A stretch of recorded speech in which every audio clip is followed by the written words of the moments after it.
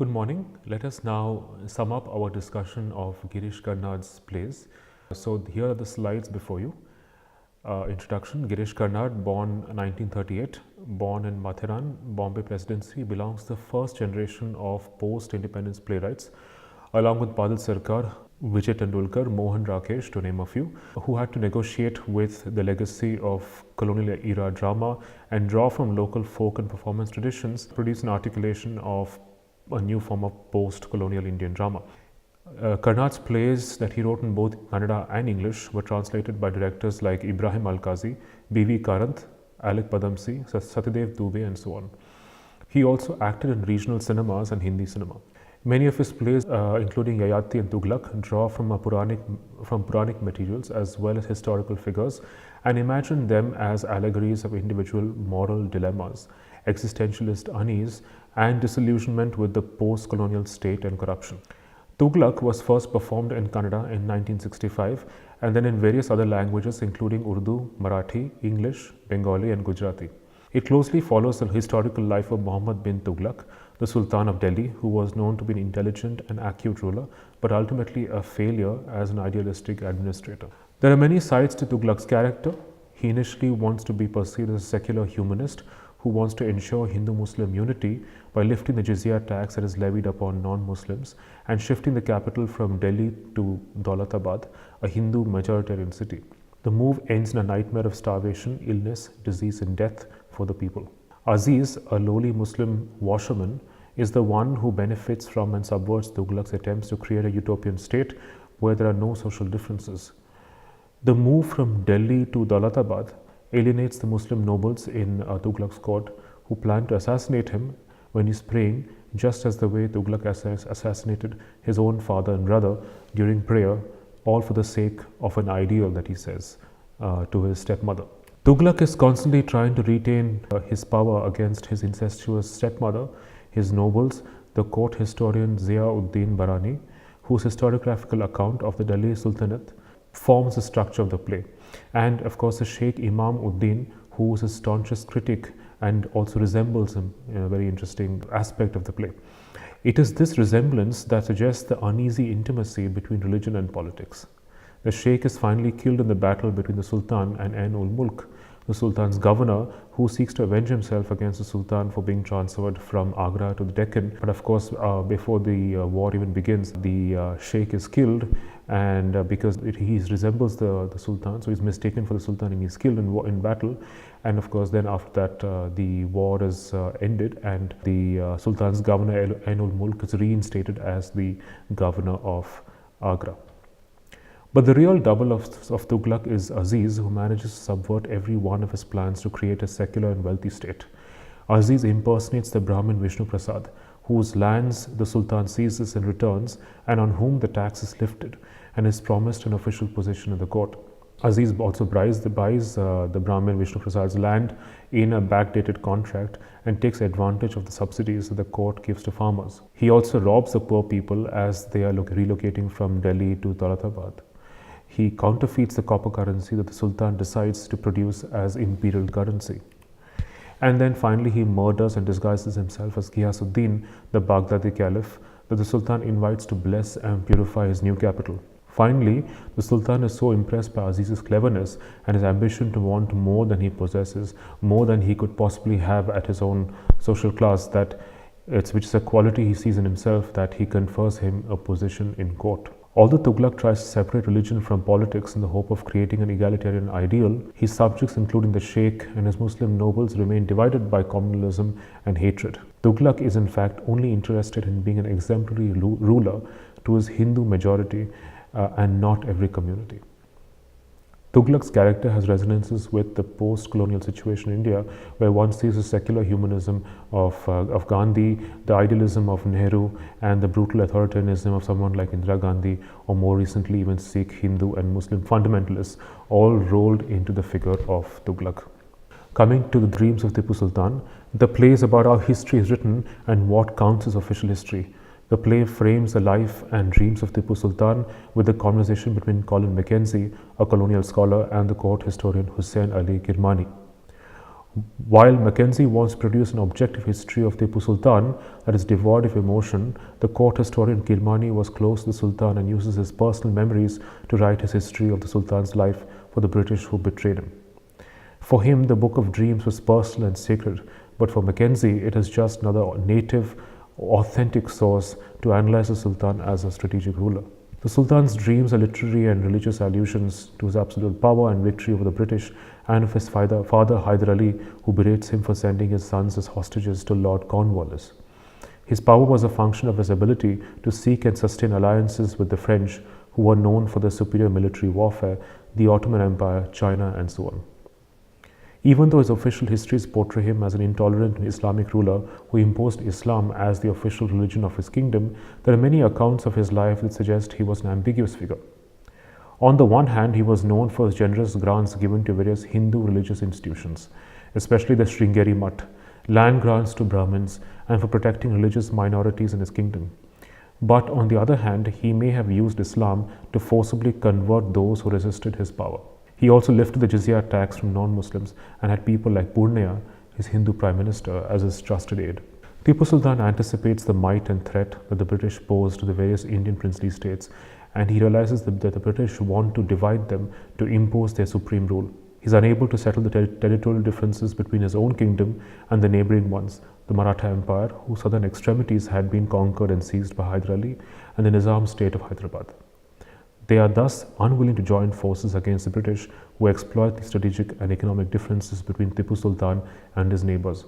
Unlike his father, who was more keen to modernize their warfare technology and centralize sovereign authority, Tipu Sultan gave equal importance to trade and commerce. Tipu Sultan admires the unity and spirit of the young British soldiers and claims to have learned how to fight wars from the British. He realizes the basis for the power of European colonial model of sovereignty, especially the British, had to do with their firm control of trade and commerce. Tipu imports silkworms and eggs from China to found his own silk industry. He is abreast with the recent technological innovations in Europe and wishes to train his own artisans and workers to draw from European technology. He also realizes the significance of the sea for trade routes and military reinforcements, which is why he seeks to extend his kingdom to Kodagu and Malabar. Tipu Sultan is finally betrayed by his own officers, who are bribed to enable the entry of Lord Cornwallis and his forces with the support of the Marathas. Tipu's attempt to seek Napoleon's support in the war fails, and finally Tipu has no choice but to offer his sons as hostages until he fulfills the conditions of the treaty between him and Lord Cornwallis, the Governor-General of India, which includes returning the territory that belonged to the Marathas and paying 6 crores of rupees as war indemnity. While the other princely states are richly rewarded when India gains independence, the Wadiyars are reinstated by the British in Mysore, while Tipu Sultan's descendants are exiled to Calcutta, where they lead impoverished lives. Coming to Hayavadana, Girish Karnad's play Hayavadana is another rendition of the tale of the transposed heads in the Katha Sarit Sagara and is closely related to Thomas Mann's own version of the tale in his novel Transposed Heads. The play describes the dominance of the mind over the body in the main plot of the play, which is a love affair between Padmini, the daughter of a merchant, and 2 men, Devdatta, a talented Brahmin, and his close friend Kapila, the strong and athletic son of a blacksmith. The outer frame of the play is about Hayavadana, the hybrid son of mortal woman and stallion. He has the head of a horse but the body of a man and longs to be completely transformed into a horse. The play is about the human desire for completion and perfection, which is symbolized through Hayavadana's desire to have the body and mind of the horse, and Padmini, who longs for an ideal man who is the perfect combination of a sensitive and aesthetic mind and an athletic body. Even Ganesha, to whom the initial invocatory verse is dedicated, has the head of an elephant and the body of a man. He is the god who removes obstacles and ensures the completion of a task, and yet seems incomplete with his broken tusk. Hayavadana finally loses his human voice as he turns into a horse with Kali's blessings. But before he loses his voice, he is condemned to sing the national anthem, where his voice already seems to have been suppressed. He stands for the hybridity of, or maybe the ambiguous position of the post-colonial subject, who is divided between colonial legacies of thought and being and nationalist fervor. Padmini first desires and marries Devdatta because he is Brahmin and because of his fine poetic mind.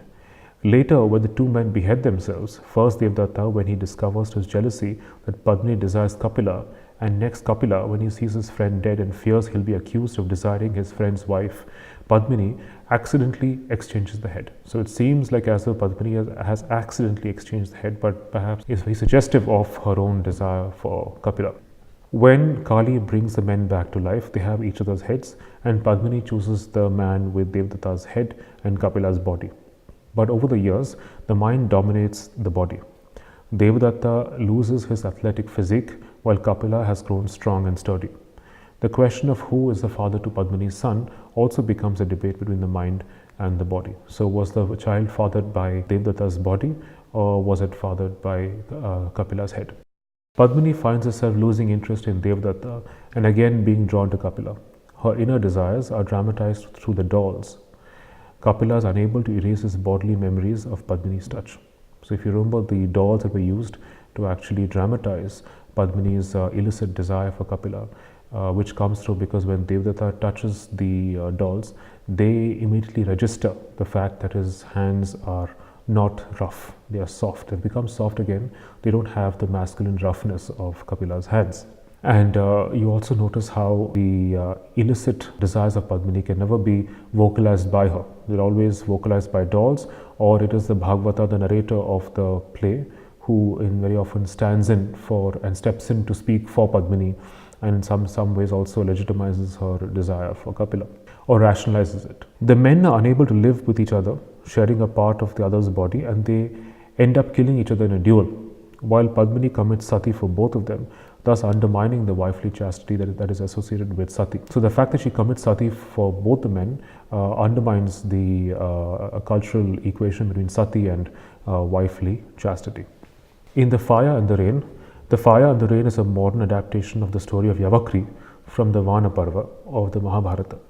In the Mahabharata, Yavakri, the son of the sage Bharadwaja, acquires knowledge of the Vedas after years of penance and uses his knowledge to molest the daughter-in-law of the sage Raibhya, whom he resents. Raibhya creates a Brahma Rakshas, a demon and a spirit in the form of his daughter-in-law, to kill Yavakri, and after Yavakri's death, Bharadwaja curses Raibhya that he will die at the hands of his own son. Paravasu, who mistakes his father, who is wearing deer skin, for a deer, fatally shoots him with an arrow. Paravasu falsely accuses Aravasu of patricide, for which Aravasu has to perform penitentiary rites. Aravasu prays the sun god, and when he is granted a boon, asks that Yavakri, Bharadwaja and Raibhya be brought back to life. In Karna's adaptation of this tale, Yavakri and Vishakha, Raibhya's daughter-in-law, have an affair that begins both before and continues after her marriage to Paravasu. Paravasu has abandoned her after a year of sexual gratification to preside over the fire sacrifice. In his absence, she meets Yavakri, who has not overcome his desires after years of penance, and their meeting rekindles their love and desire for each other.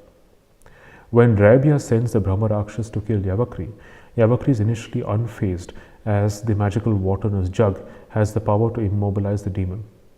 But Vishakha empties the jug, desperate to save him, and entreats him to rush to his father's hermitage, which is the only place where he will be safe from the Rakshas. But before he can enter the hermitage, he is intercepted by Andaka, the blind Shudra man who raised him, but is ironically unable to recognize his footsteps. Yavakri is impaled by the Rakshas. Paravasu kills his father intentionally out of hatred, and finally chooses death to expiate his patricide in the end, when Aravasu destroys the sacrificial altar in a frenzy of revenge. There is a parallel story of the love between Aravasu and Nithile, a tribal woman. Aravasu is on the verge of getting married to her and is willing to renounce his caste community for her love. But on the day of his marriage, he gets late as he has to perform the funeral rites for Yavakri. Nithile is married to a tribal man from her community.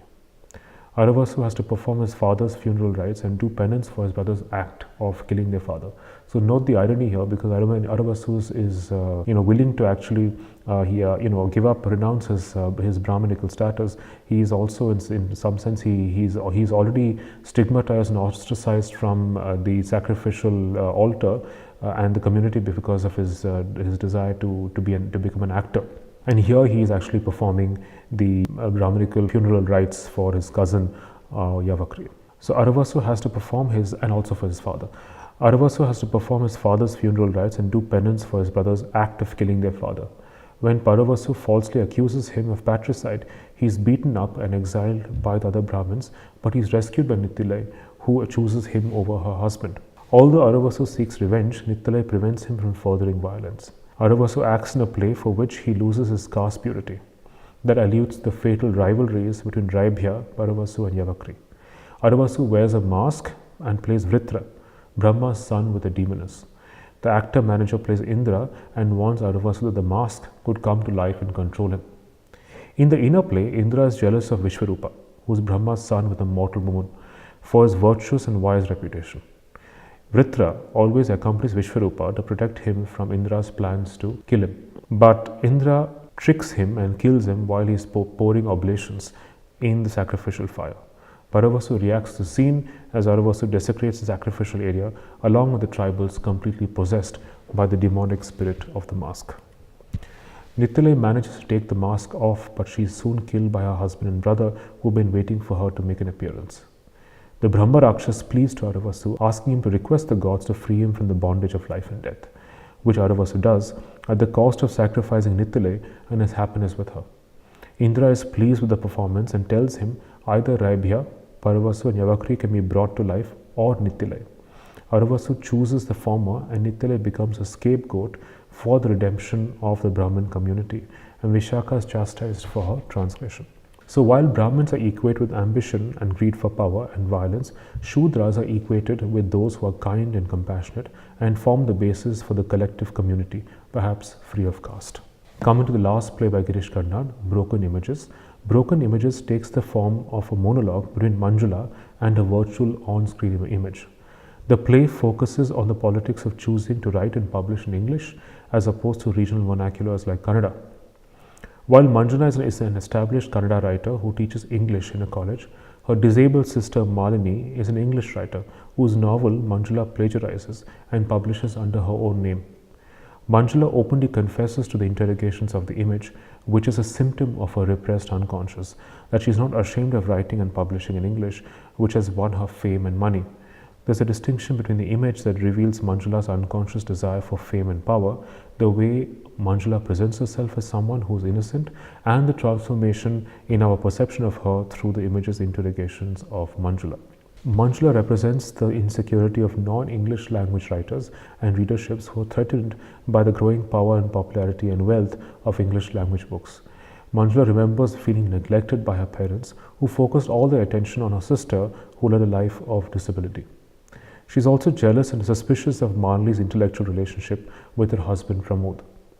The image finally declares it is Malini and says Manjula was decimated the moment she read Malini's novel. The play is also about the mediated relationship between the author, the text, and the reader.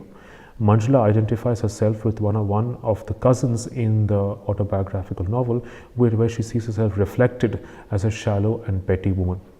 The text takes on the life of the author and gains meaning through the figure of the reader, who is not a biographical figure but is signified just like the author and is incorporated into the text.